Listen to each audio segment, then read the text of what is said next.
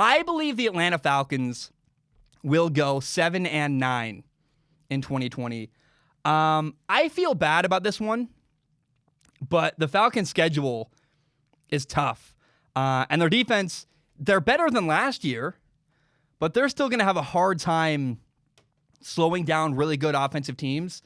And if you run through their roster, look, they got a lot of talent. They've got former MVP quarterback Matt Ryan. They have Julio Jones, Calvin Ridley, and Russell Gage all at receiver. The Falcons' offensive line is going to be better. They got right guard and right tackles that are both entering their second year, meaning they're going to have another year of experience. Right tackle Caleb McGarry really made a lot of progression last year. Right guard Chris Lindstrom is a guy who got hurt. He only played 5 games, but I will say that Atlanta was 4-1 when Chris Lindstrom was in their lineup. So he has an impact. Having him on their offensive line makes them better. Running back Todd Gurley is a guy who got released by the LA Rams. And I think this happened because, frankly, the Rams were paying him way more than he's worth. But if you watch film of Todd Gurley, you'll see, okay, Todd Gurley is not a bum. He's capable still. He's got something left in the tank. I think it makes sense to believe, hey, Todd Gurley is going to play well and have a couple of good runs this year, even if he's not quite what he used to be, and he's certainly not worth what he was being paid in LA. It makes sense that he's still in the NFL. He's not a complete useless bum.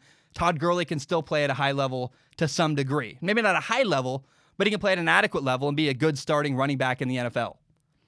Atlanta has some interesting names on defense as well.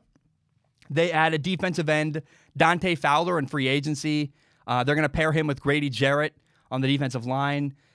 Defensive end Tack McKinley is a guy that he's a former first-round pick from 2017. He's really never had a breakout year, but I got to say I am still hopeful that he maybe has a breakout year, and at the very minimum is going to be he's going to come out and play consistently and give them good defensive end play in Atlanta.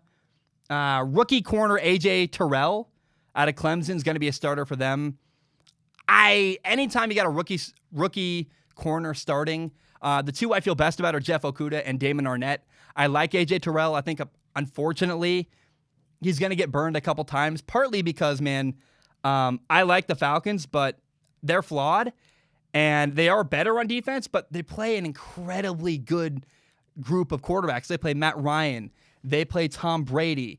They play Drew Brees. That's Michael Thomas. That's Mike Evans. What, did I say Matt Ryan? They don't play Matt Ryan because Matt Ryan is their quarterback. But my point is, and that's still, it's just in the revision period.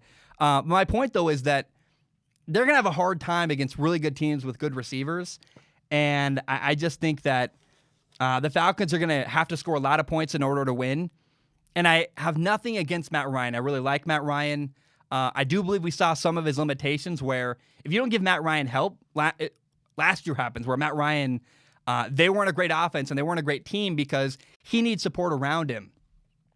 And in order for Atlanta to win, they're going to need a better defense. They don't have it this year. They're a little bit better, but a little bit better is not a lot better like they needed to be. And I have the Falcons going 7-9 this year in 2020.